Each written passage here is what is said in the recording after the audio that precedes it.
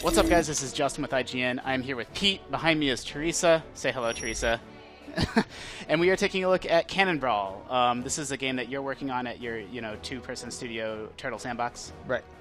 Let's jump right in. All right. So this is a 2D action strategy game. It's we're calling it the next evolution of the artillery genre. We've got a full campaign with a whole bunch of missions. But we're doing so we're right now. We're We're sort of showing off local multiplayer, correct? Right. We're gonna skip the campaign and go right to local multiplayer. Got it. The next evolution of the artillery genre. Yes. So we're talking about games like Worms, or if you want to go even farther back, like Cannon Fodder, or Scorched Earth. Yeah, Scorched Earth, exactly. Awesome. All right. So here we're going to pick the pilot we're going to use in battle. You can kind of interact with the world with a airship. So are you making a build now, like your sort of different dollar amounts to sort of choose what you want to roll with? Yes. So we're kind of like choosing our loadout. Gotcha. Oh, I didn't notice. Did you pick lasers, Teresa? Okay. For the sake of variety, I'm going to choose. We'll do the warhead. And these are different character classes then? They each have their own little special ability. Like Teresa's character does. She generates extra gold automatically. Gotcha. And my king, who's the red guy over there, he has a shield around his airship that I can use to my advantage. So let it be known, for bragging rights, that Teresa is blue, Pete is red. I'll probably get destroyed. So right here we're building up our economy. We're expanding our area of influence. Yeah, I'm going to be honest with you. I'm a little confused about what I'm seeing. So so I'm on the red. I'm the king's airship. And you're placing these... I am going to my headquarters, purchasing buildings, and placing them on the battlefield. Okay, cool. Right here I'm placing a gold mine to get money. And is this timed then? Like, do you have a certain amount of time to sort of get things ready, or we're just playing the game? You're just choosing right not to engage at this moment. Like, I'm just, for the sake of explanation, I'm going a little slower. Sure. So the next thing, once you've got, I built these 2 gold mines here. Next thing we'd want to do on this map is dig to these diamonds that Teresa's already doing. Oh, man. So she's already beat me there. I'm going to try and go down here. I'm going to sell this. You can sell your buildings. Cool. So you can also upgrade, which I just did down at the bottom there. This will help me dig a little faster. So the basic flow of the game is, you're earning money by placing these buildings on sort of the mine spots, and then you're spending that money to build towers or artillery at certain snap points on the map. Yeah, there's a lot of there. As long as you've got territory, you can put. Gotcha, I see. So you can put them more or less anywhere. So I'm going to build a shield here for a preemptive defense, and then shore up my economy with this diamond mine down there. So Teresa just built a laser up here. Okay. And that's a pretty exciting building. But here's where my special power comes into play. Since I have a shield, I can reflect it back at her. Nice.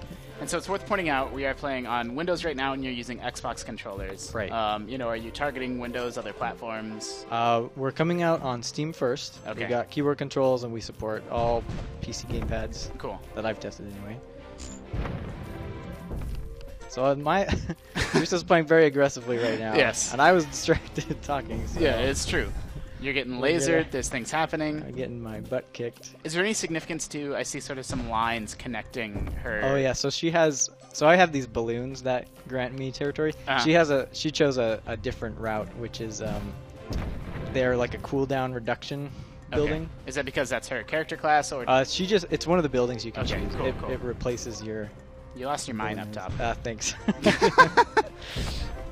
Gonna get up here. All right. So. Oh man, I don't have enough money, but soon I'm going to build my warhead, and then Teresa will be in trouble. Okay. Is there a limit to the number of towers you can have, or is it just sort of you need to have enough money to build them? You just need to have enough money to build them, and of course you can only build them where there is land. Gotcha. Land kind of becomes a strategic resource. Sure. And so it sort of sounds like, you can maybe have some safer stuff in the back of the map, or, the left or right side of the map, but then really the engagements are happening in the middle. Right. So, I've got a bunch of shields in this area, so I built my warhead. This is my warhead down here. It's got a long cooldown, but when it's ready, I can launch it and cause big destruction. And so how are you firing these? So what we do is when a building is ready, we can go inside of it, like I'm on top of my cannon. Gotcha. Now I'm inside it. Okay, now I see. Oh, okay. I can aim however I want, and then when I'm ready, I push A to shoot. Was that your big one? Yep. That was the big one. You didn't quite get that tower. Almost. But you almost did. So, can you talk a little bit about the tower variety? Obviously, there's a variety. She has a laser, Teresa has a laser, and you had your artillery. I see a repair tower now. Yeah. I mean, what other sort of options are there? There is, let's see. I mean, I don't want to spoil everything, but we've got... Well, sure, but give people a tasting menu of... We've got a frost tower that can freeze enemy buildings for a short time. We've got a bank, which is pretty cool, which can buy out enemy buildings and turn them to your side. Oh, cool. And the shield obviously seems very sort of useful. Teresa has a repair center, which... Oh, my goodness. Right. So, I'm going to... Oh, my goodness. I need to block this. Okay. So since the ground is destructible, you can kind of use that to your advantage. Like, right, I see that. That building up there has full health, but I think I'm going to take it out. Oh, I got blocked by. So yeah, I noticed that your mine down at the bottom is sort of nice and nestled into the ground and fairly protected in there. It might be a little hard for her to get to that. Yeah. So now that my warhead is ready, I'm going to launch it at her base. So now that's just going on its own, and she will hopefully be able to destroy it. Yeah, she can shoot it.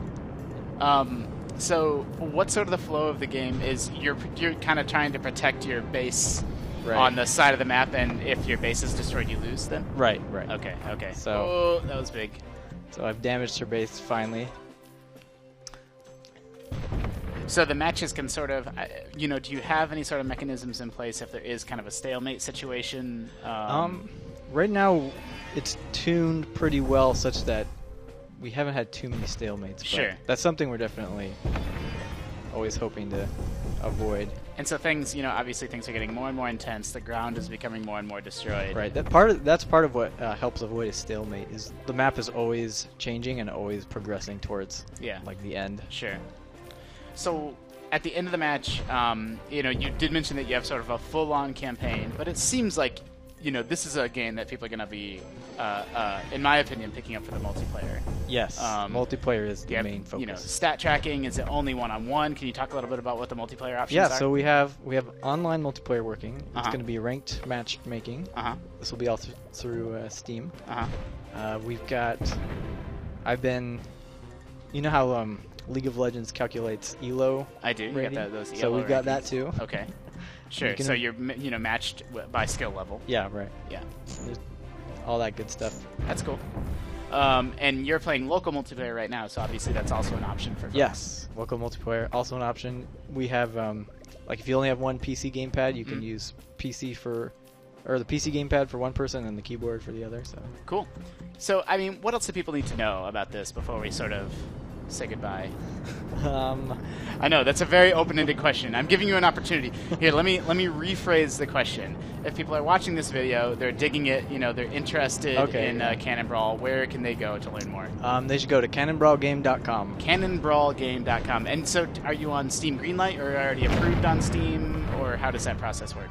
We're on Greenlight, but we're also already approved. Gotcha. So we we were selected in the PAX 10. Oh, that's awesome. Last year, and after that, after that we ended up working with Steam. Cool. And we're hoping to come out with our, I want to say, a smallish beta soon. So yeah, definitely go to cannonbrawlgame.com if you want to stay up to date with all that. Cool. Well, thank you, Pete. Thank you, Teresa. Remember, we're always kind of trying to surface the newest, hottest, most interesting, video games, whether they be on PC, mobile, or console on IGN. So make sure that for all your video game needs, you are keeping it locked to IGN.com.